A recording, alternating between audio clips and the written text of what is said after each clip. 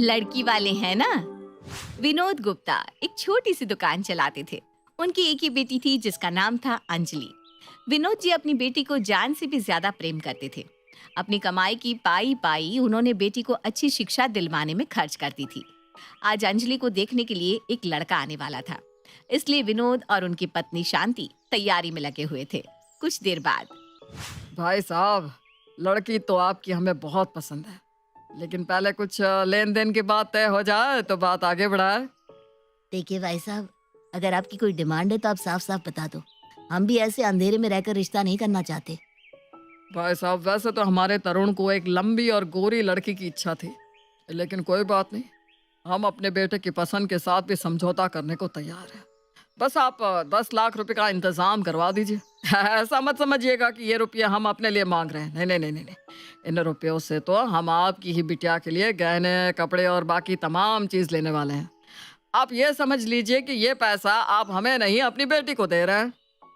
देखिए भाई साहब, पहली बात तो ये कि आपके बेटे ने सिर्फ ग्रेजुएशन की हुई है और मेरी बेटी MA B.Ed है, स्कूल में पढ़ा रही है।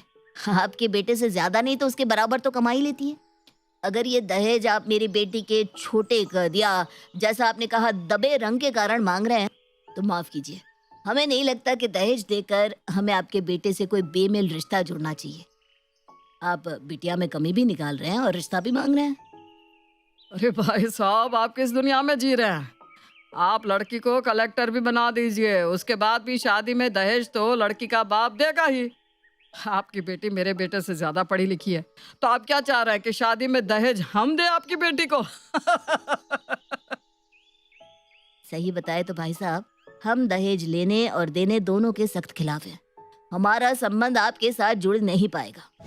विनोद की बात सुनकर लड़की वाले वहां से लौट जाते हैं। कुछ दिन बाद, अरे शांति, सब तैयारियां हो गई ना? लड़के वाले बस आते ही होंगे।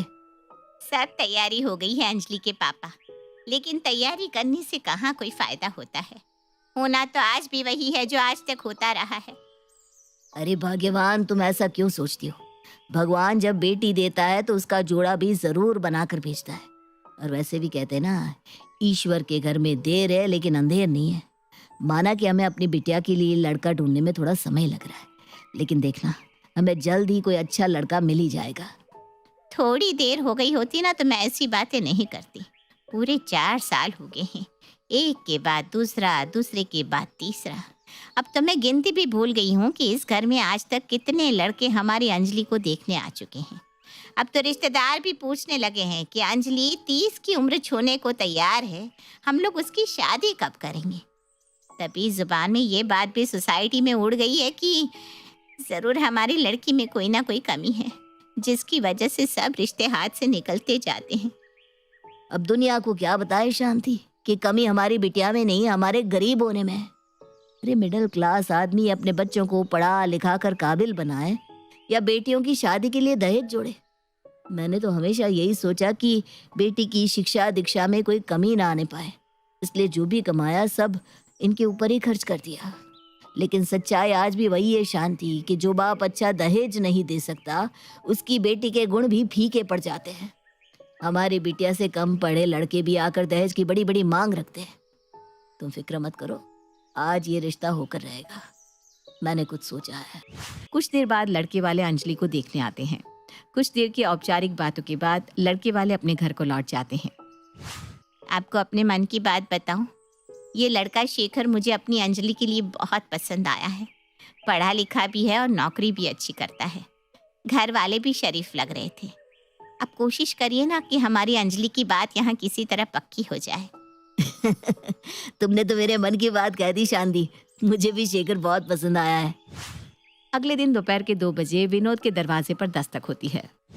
अरे भाई साहब, आप यहाँ? मैं भी अभी आपको फोन मिलाने के बारे में सोच रहा था।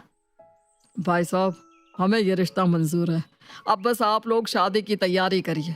और हाँ, हम लोगों का विचार तो यही है कि जितनी जल्दी हो सके उतनी जल्दी आप अपनी बेटी को विदा करके हमारे यहाँ भेज दें। शेखर के पिता की बात सुनकर विनोद बाबू की खुशी का ठिकाना नहीं था। जी जी जी जी, जैसा आप कहें। जल्द ही शेखर और अंजलि की सगाई का मुहूर्त निकलता है और दोनों की सगाई हो जाती है। सगाई के बाद अब शेखर और अंजलि में अक्सर ही फोन पर बातें होने लगती है। आप ठीक कहते थे, ऊपर वाले के यहाँ देर है लेकिन अंधेर नहीं। बेशक हमें अंजलि के लिए लड़का ढूंढने में 4 साल लगे, लेकिन बिल्कुल हीरे जैसा लड़का मिला है हमें हमारी अंजलि के लिए। और दोनों को एक साथ देखकर तो ऐसा लगता है ऊपर वाले ने फुर्सत से बनाई है इनकी जोड़ी। शांति, रिश्ता तो हमने अपनी समझ से तय कर दिया, लेकिन कभी कभी मेरे मन में यही ख्याल आता है कि बिटिया को ये रिश्ता पसंद तो है ना। कहीं ऐसा तो नहीं कि हमारी खुशी के लिए उसने हाँ कर दिया हो। अरे नहीं जी, मैंने अंजलि की आंखों में देखा है, उसके चेहरे की खुशी देखते ही बनती है। अब तो दोनों घंटों फोन पर बातें भी करते हैं। शादी में 1 महीने का समय रह गया है। अब तो मेरी ईश्वर से यही प्रार्थना है कि बस अच्छे से हो जाए सब। विनोद और शांति अपनी बेटी अंजलि की शादी की तैयारी में व्यस्त थे कि तभी अचानक एक दिन शेखर के पिता अरुण का फोन आता है। विनोद भाई साहब, आपसे कुछ ज़रूरी बात करनी थी। आप कहे तो हम आपके यहाँ आ जाए? जी भाई साहब, बिल्कुल आ जाइए, आप ही का घर है। जब आपका मन करे आप अधिकार से आ सकते हैं यहाँ। कुछ देर बाद अरुण अपने बड़े भाई साहब को लेकर विनोद के यहाँ पहुँच जाता है। अंजलि उस समय अपनी जॉब पर गई हुई थी और घर में सिर्फ विनोद और उसकी पत्नी शांति ही थे।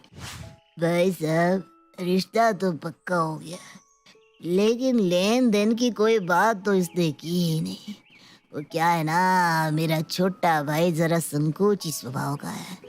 आज हमें पता चला तो हमने कहा चलो इसमें संकोच कैसा, रिश्तेदारी जोड़ रहा है तो बातें दोनों पक्ष के बीच साफ होनी चाहिए। जी भाई साहब, ठीक कहा आपने। देखिए भाई साहब, ऐसी कोई विशेष मांग तो है नहीं हमारी। अब अपनी बेटी की गृहस्थी के लिए जरूरी सामान तो हर बाप उसे देता ही है। जी, लेकिन आप अपने विचार थोड़े खुलकर बता देते तो हमें आसानी होती।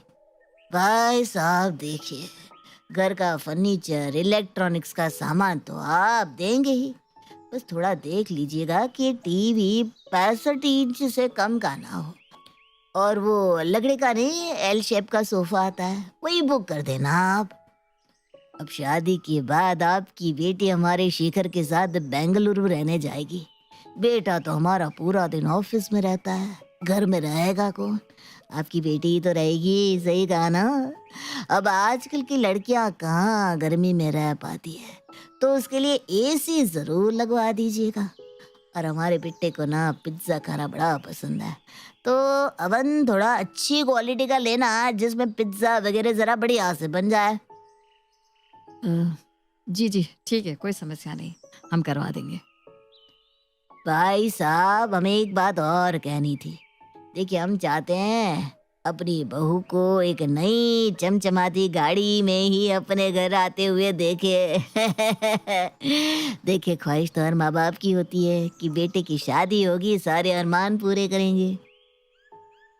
वैसे सच बताऊं तो गाड़ी का मेरा बजट नहीं है, लेकिन फिर भी बच्चों की खुशी से बढ़कर कोई चीज़ नहीं है। मैं किसी तरह ये भी करवा दूंगा, बस अब बारात लाने की तैयारी करिए। अरुण के जाने के बाद ये क्या किया जी आपने? उनकी सारी डिमांड पर हाँ कर दिया। गाड़ी देने का हमारा तो कोई विचार नहीं था, अब अचानक से कहाँ से इतने पैसे आएंगे? देखो भाग्यवान, अब से पहले जितने रिश्ते हाथ से निकले ना, वो भी इसी वजह से निकले क्योंकि हम दहेज देने के सक्षम नहीं थे। अब तो सगाई भी हो चुकी है। अब एक और रिश्ता दहेज के लिए तोड़कर मैं अपनी बेटी का गुनहगार नहीं बनना चाहता। अरे, सारे समाज के सामने तमाशा बन जाएगा मेरी बिटिया का। तुम चिंता मत करो, मैं किसी तरह इंतजाम कर लूंगा। लेकिन ये तो गलत बात है ना कि सगाई से पहले तो उन्होंने अपनी कोई डिमांड हमारे सामने नहीं रखी और अब अचानक से इनकी डिमांडें सामने आ रही है। अरे भाग्यवान, हम लड़की वाले हैं। लड़के वालों की 10 गलत बातें बर्दाश्त करनी पड़ती है, तब जाकर बेटी का घर बसता है। अच्छा, अंजलि का स्कूल से लौटने का समय हो रहा है, तुम ये चिंता की लकीर अपने माथे से हटा दो और खुशी खुशी शादी की तैयारियों में लग जाओ।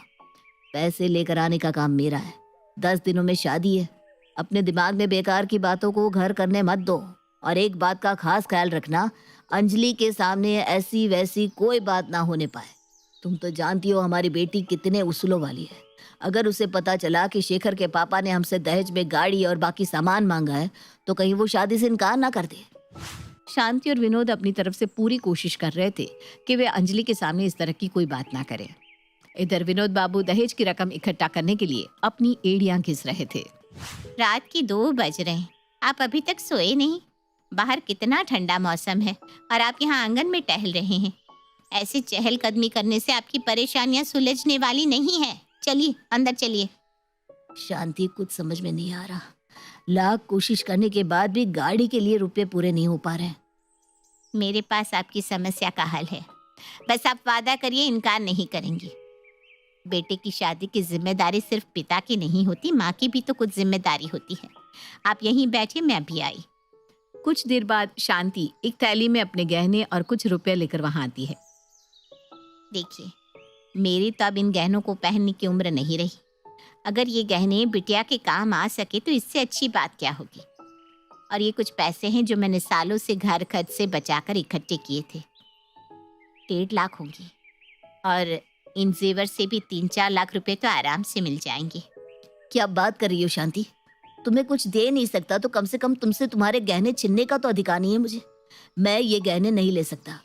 बेकार की बातें मत करिए अंजलि, हम दोनों की जिम्मेदारी है। इस समय आप सिर्फ उसकी शादी के बारे में सोचिए, बाकी बातें भूल जाइए। विनोद पत्नी के गहने बेचकर गाड़ी बुक करने जा रहा था कि रास्ते में ही अरुण का फोन उसके पास आता है। भाई साहब, एक बड़ी जरूरी बात आपको बतानी थी। अब गाड़ी दे तो रहे हैं, लेकिन जिसे चलानी है, गाड़ी होनी तो उसी की पसंद की चाहिए ना। आपकी कोई विशेष पसंद है तो बता दीजिए, मैं गाड़ी बुक करवाने के लिए ही निकला था। ओ भाई साहब, लड़का हमारा ना थोड़ा शर्मिला है, इसलिए अपना मन की बात आपसे कह नहीं पाया। दरअसल उसे टाटा सफारी गाड़ी पसंद है, और हाँ, काले रंग की ही बुक कीजिएगा। कैसी बात कर रहे हैं भाई साहब? टाटा सफारी तो 16 लाख की गाड़ी है। मैं इतनी महंगी गाड़ी देने की हालत में नहीं हूँ। शादी में बस अब 6 दिन बाकी है। अब ऐसे अचानक इतना पैसा मैं कहाँ से लाऊंगा? हमारी आपसे सिर्फ 4 पहिया गाड़ी की बात हुई थी। किसी तरह मैंने 5 लाख रुपए का इंतजाम किया है। इससे बड़ी गाड़ी दे पाना फिलहाल मेरे बजट में बिल्कुल भी नहीं है। अरे भाई साहब, बच्चों की खुशी के लिए लोग क्या कुछ नहीं करते। बेटी के बाप अपना घर मकान तक गिरवी रख देते हैं, और आप अपने दामाद को उसकी पसंद की गाड़ी नहीं दिलवा सकते? अरे कौन सी मर्सिडीज मांग ली मेरे बेटे ने? टाटा की छोटी सी गाड़ी की डिमांड है। अब आप देख लीजिए, कहीं ऐसा ना हो कि एक छोटी सी बात के लिए बना बना रिश्ता बेखर जाए। सोचने के लिए भरपूर समय लीजिए, और घर जाकर एक बार बहन जी से मधु की बात भी करवा दीजिए। अब जरा कपड़ों का लेन देन उन्हें समझा देंगी। समधी की बात सुनकर विनोद हक्का बक्का सा घर पहुंचता है। क्या हुआ जी, आप तो गाड़ी बुक करने गए थे ना? कुछ बात हो गई क्या? पैसे कम रह गए क्या? भाग्यवान, अगर तुम सुनोगी ना तो तुम्हारे भी पैरों के नीचे से जमीन निकल जाएगी। लड़के वालों ने 15 लाख की गाड़ी की डिमांड की है। मुझे समझ में नहीं आ रहा कहाँ से लाऊं इतने पैसे। तो आपको साफ साफ मना कर देना चाहिए था ना। रिश्ता जोड़ते समय उन लोगों ने देखा नहीं था कि हमारी हैसियत क्या है और क्या नहीं? मैंने साफ साफ उन्हें कह दिया कि हम इतना खर्च करने की स्थिति में नहीं है, तो उन्होंने सामने से रिश्ता तोड़ने की धमकी दे डाली। समझ में नहीं आ रहा भाग्यवान, शादी में बस 6 दिन बचे और लड़के वाले एक के बाद एक नई शर्त रखते ही जा रहे। हमारे लिए तो आगे कुआं और पीछे खाई वाली स्थिति हो गई है। पता नहीं क्या होगा मेरी बच्ची का। कितनी मुश्किल से तो यहाँ रिश्ता जुड़ा था और अब यहाँ भी। ये समय रोने पिटने का नहीं है। मैं पैसों का इंतजाम करने की कोशिश करता हूँ। और आप भाई साहब ने कहा था कि एक बार तुम मधु बहन जी से बात कर लो, उन्हें कुछ बताना था तुम्हें। शांति अपनी समधन मधु को फोन लगाती है। नमस्ते बहन जी, कैसी हैं आप? वो जरा ना आपको ये बताना था कि शादी में हमारे यहाँ 60 लोगों के कपड़े आएंगे। इसके अलावा हमारे पूरे परिवार के लिए तो आपने कपड़े और गहने पहले ही ले लिए होंगे, है ना? अच्छा, एक बात का और ख्याल रखिएगा बहन जी, शेखर मेरा इकलौता बेटा है। कपड़े ऐसे दीजिएगा कि कल को कोई आकर हमें ताने ना मारे। हाँ ठीक है बहन जी, हम इंतजाम करवाते हैं। फोन रखने के बाद देख रहे हैं आप, कितना सीधा साधा परिवार समझा था हमने। उस समय तो चट मंगनी और पट ब्याह की बातें कर रहे थे, और अब हर गुजरते दिन के साथ उनकी डिमांड बढ़ती जा रही है। एक और नई डिमांड आ गई है उनकी तरफ से। कहती हैं 60 लोगों के कपड़े भिजवा दीजिए, और कपड़े सबके बढ़िया होने चाहिए, और अपने पूरे परिवार के लिए कपड़े और गहने अलग से मंगवाए हैं। लड़की वालों के हिसाब से शादी करने में तो हम बिक जाएंगे शांति। क्या करे, कुछ समझ में नहीं आ रहा। अगर यही बात इन्होंने 2 महीने पहले कही होती ना तो मुझे एक पल ना लगता रिश्ता तोड़ने में। लेकिन इन 2 महीनों में बिटिया का रिश्ता जुड़ गया है शेखर के साथ। उसके चेहरे की खुशी बताती है कि शेखर उसे पसंद है और वो मन ही मन उसे अपना चुकी है। अब इस मोड़ पर आकर शेखर के साथ रिश्ता तोड़ने जैसा पाप करना भी मुझे ठीक नहीं लग रहा। हमारे पास ले देकर अब ये मकान ही बचा है। आप इस मकान को बेचकर रुपये ले आइए। बेटी की शादी तो हमें करनी ही है। और बुढ़ापे में हम क्या सड़कों पर भीख मांगेंगे? कैसी बात करती हो तुम? हम कहीं किराए के मकान में रह लेंगे। आपकी दुकान तो है ही। हमारा क्या है, आज हम हैं कल नहीं। लेकिन बेटी का भविष्य तो सुधारना ही होगा ना। लेकिन इतनी जल्दी मकान का खरीदार भी नहीं मिलेगा। आप ना एक बार पड़ोस वाले गुप्ता जी से बात करके देखिए। वो कई बार इच्छा जता चुके हैं हमारे मकान को खरीदने की। शांति की बात सुनकर विनोद बाबू पड़ोस वाले गुप्ता जी के यहाँ पहुँचते हैं और सारी व्यथा विस्तार पूर्वक उन्हें सुनाने लगते हैं। गुप्ता जी और विनोद बाबू की बातें गुप्ता जी की बेटी परिधि भी सुन लेती है और गुस्से में अंजलि के पास जाती है। शादी के बाद लड़कियां बदल जाती है ऐसा मैंने सुना था अंजलि, लेकिन तू तो शादी से पहले ही बदल गई। तुझे अपने मम्मी पापा की तकलीफ दिखाई नहीं दे रही या तू देखना ही नहीं चाहती? ये सब क्या बोल रही है तू? साफ साफ बता। तेरे ससुराल वालों ने 15 लाख की गाड़ी, गहने और भी न जाने क्या क्या डिमांड रखी है तुम्हारी शादी के लिए, और इसी कारण तुम्हारे पापा अपना मकान मेरे पापा को बेच रहे हैं। क्या कह रही तू? मैं ये नहीं होने दूंगी। कुछ देर में शेखर अपने मम्मी पापा के साथ अंजलि के घर पहुंच जाता है। अंजलि, मैंने सोचा है कि शादी के बाद हम लोग हनीमून पर मालदीव चलेंगे। उसका लगभग 2 लाख का खर्च आएगा। अंकल, 50,000 तो मैं खर्च कर दूंगा, बस आप 1.5 लाख दे देना। अगर मालदीव जाने की औकात नहीं है तो किसने कहा है मालदीव ही जाओ? अरे जाकर जुहू चौपाटी पर भी तो समंदर देख सकती हो। ये क्या तरीका हुआ बात करने का? अभी के अभी माफी मांगो, नहीं तो हमें रिश्ता तोड़ने में एक पल नहीं लगेगा। अरे अरे बेटा, ये क्या बोल रहे हो तुम? अब तो पूरे 2 लाख आप ही देंगे, नहीं तो अभी के अभी हम लोग ये रिश्ता तोड़ रहे हैं। अबे भिखारी, तू क्या रिश्ता तोड़ेगा? रिश्ता मैं तोड़ती हूँ तुझसे। अगर मुझे पता होता ना कि शराफत का नकाब पहने लुटेरे हो तुम लोग, तो मैं 10 मिनट भी अपने घर में बैठने ना देती। गाड़ी में बैठने का शौक तब पालना जब खरीदने की औकात हो। जितना सामान आप अपने जीवन भर की कमाई से नहीं खरीद सकते, चाहते हैं कि एक पल में मेरे पापा आपको खरीद कर दे दे। हाँ, आपका बेटा ना हुआ ब्लैंक चेक हो गया। शर्म नाम की कोई चीज है या नहीं आप लोगों में? मेरे पापा कह कहकर थके कि उनके पास पैसे नहीं है, उनके पास पैसे नहीं है, लेकिन आप लोगों को शर्म नहीं आ रही है। एक के बाद दूसरी डिमांड, दूसरी के बाद तीसरी डिमांड, और आज फिर चले आए बेशर्मों की तरह यहाँ 2 लाख मांगने। अरे थू है आप जैसे लोगों पर। 2 मिनट के अंदर यहाँ से दफा हो जाइए, वरना धक्के मार के घर से बाहर निकाल दूंगी। अंजलि की बात सुनकर शेखर और उसके पापा बेइज्जत होकर वहां से चले जाते हैं।